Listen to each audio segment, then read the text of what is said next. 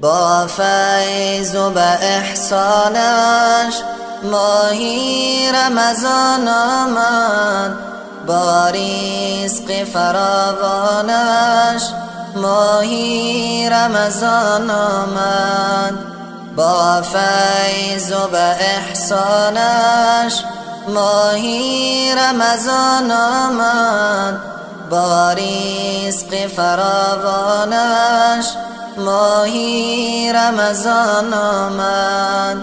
زین امر خداوندی سرپیچ مکن هرگز، زین امر خداوندی سرپیچ مکن هرگز.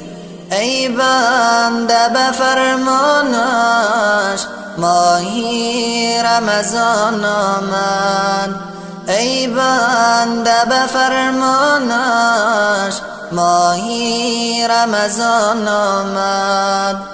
بگشاد در جنت دوزخ درش بسته، بگشاد در جنت دوزخ درش بسته.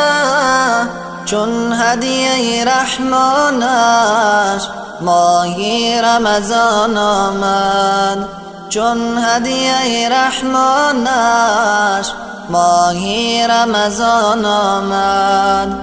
از تشنگی ترسانی و از گشنگی لرزانی، از تشنگی ترسانی و از گشنگی لرزانی.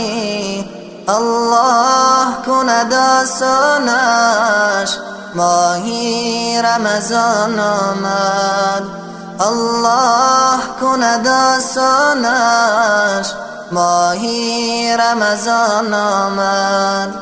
یک ماه به ما مهمان، یک ماهی پر از احسان، یک ماه به ما مهمان، یک ماهی پر از احسان. من مای پشیمانش ماهی رمضان آمد، من مای پشیمانش ماهی رمضان آمد.